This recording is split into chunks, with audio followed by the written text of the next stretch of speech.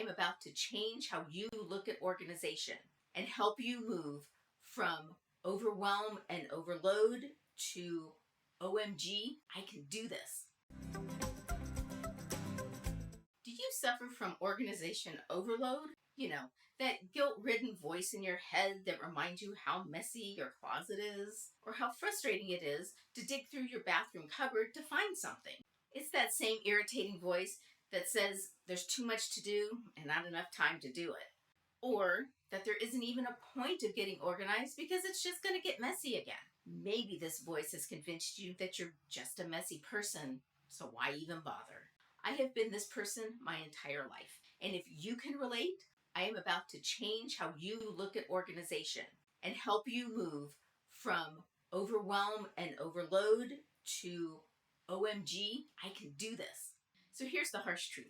Disorganization literally hijacks your brain. It spikes your stress, kills your focus, and quietly whispers, "You'll never find that remote again." And when you finally feel motivated, overwhelm says, "Hold my expired tarragon." That "where do I even start" feeling is real. It can feel impossible, but it's not. Meet your new organizing bestie, the KOALA Organizing System. 5 clear, doable steps to reclaim your space and your sanity. No Pinterest pressure, just a roadmap that actually works. And hey, don't worry about taking notes. I have a free downloadable for you that I'll share more about at the end of the video. So first up is K, know your approach. And before you roll your eyes and think, "Oh, planning," hear me out. Don't skip this. This is the blueprint that makes the rest of the process much easier. So as an organization nerd, I'm a planner. I like my ducks in a row, even if half the time they're not even in the pond. You might be the total opposite, and that's okay. You still need a game plan unless you want to end up crying in a pile of random stuff at 2 a.m. Now, before you touch a single item, do you know what your organizing personality is? If not, here's a test. So if you're organizing your desk drawer, are you okay with your pen, scissors, and stapler all being in the same space? That's a macro organizer. Or are you going to have separate containers, not just for your pens, scissors, and stapler, but maybe even your pencils and markers as well? That would be a micro organizer. Also, think about how visual of an organizer you are. Clear containers so you can see everything, or opaque because they're prettier than what's inside. There's no wrong answer here, but recognizing your organization personality will not only make this process much easier, it will also make keeping your space organized easier as well. It honestly is so important that I did a whole video just on organization personalities, including a game-changing hybrid called the macro-Visden approach, which marries the best of the preferences. It's kind of like having your organization cake and finding it too. So back to K, know your approach. This step is all about pre-planning. Now I want you to ask yourself, no fancy spreadsheet required. You don't even need to take notes, although that might not be a bad idea. What's working in this space, if anything? What's definitely not working? Are there things that need to be moved into this space or out of it? What organization categories or groupings make the most sense here? Based on use, based on size, just some general categories. Next, you'll give some thought to how you might reorganize the space.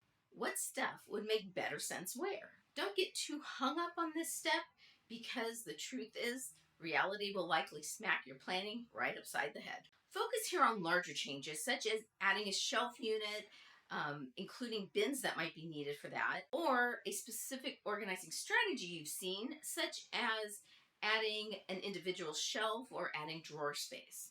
Now let's talk about the fun part, buying stuff.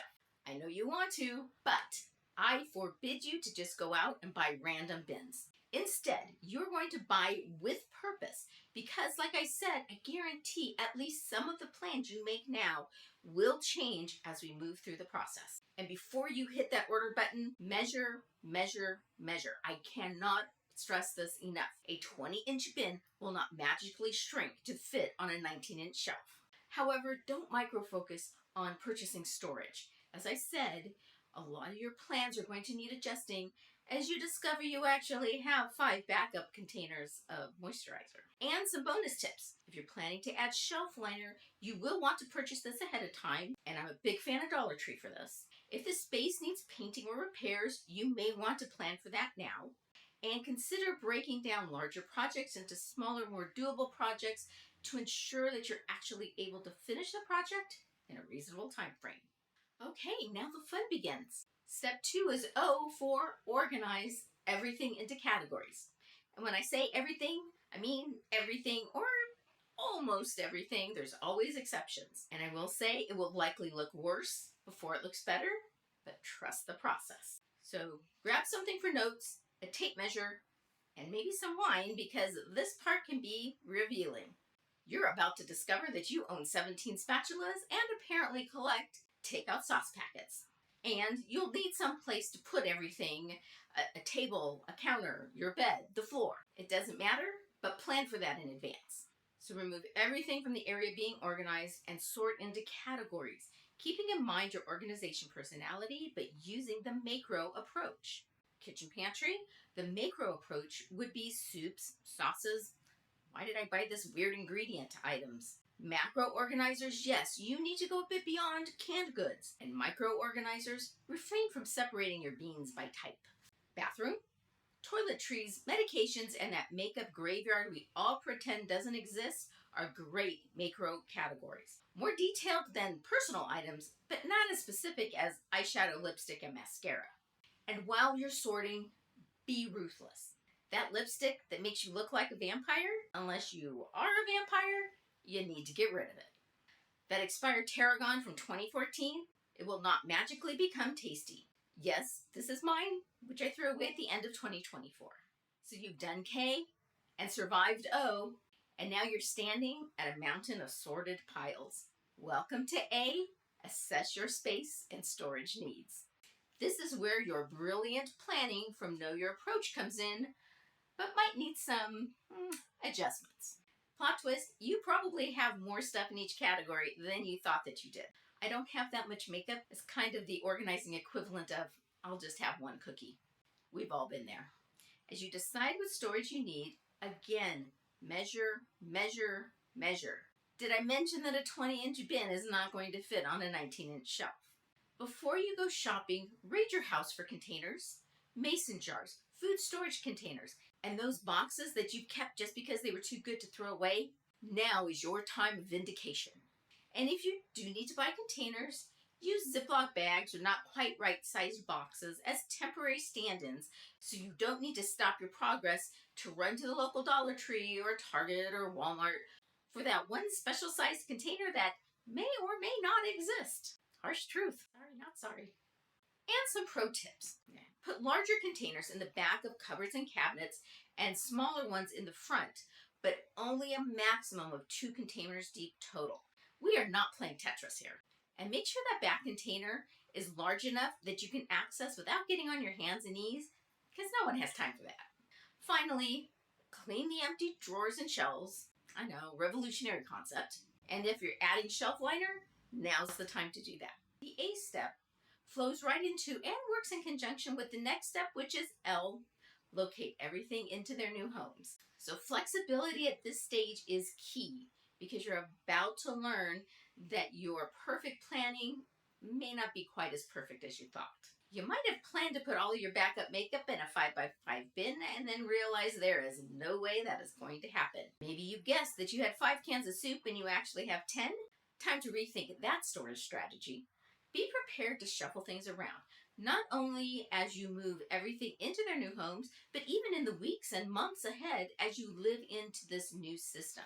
But don't panic and don't give up. All of these adjustments and corrections, even straight up changes, are not failures. They are simply reality adjustments and are totally normal. The beauty of this system is that you've already done the hard work of categorizing and purging. Moving a container from shelf A to shelf B is not starting over, it's just fine-tuning. And finally, the most important step is A, admire your work and check it off of your to-do list. Seriously, stop. Take a picture. Do a little victory dance. Open and close the drawer just to marvel at your own genius. You took a space that was stressing you out and you conquered it. You did that. Check it off your to-do list with the biggest, most obnoxious marker you can find, which you will be able to find because you just organized your junk drawer. And here's the best part. Now that you know the system, tackling your next disaster zone will be so much less stressful. And as I mentioned, I've got a gift for you. A free 2-page PDF that walks you through the full KOALA Organizing System, including helpful tips and descriptions to make each step easier. Click on the link in the show notes below. It's short and simple, but a complete game changer for your organizing sanity. And hey, if you thought this was a quality video, I hope you'll give it a thumbs up and share it with another clutter-prone friend. And be sure to subscribe as I share specific organizing videos using the KOALA Organizing System. Thanks so much for watching, and I hope that you have a quality day.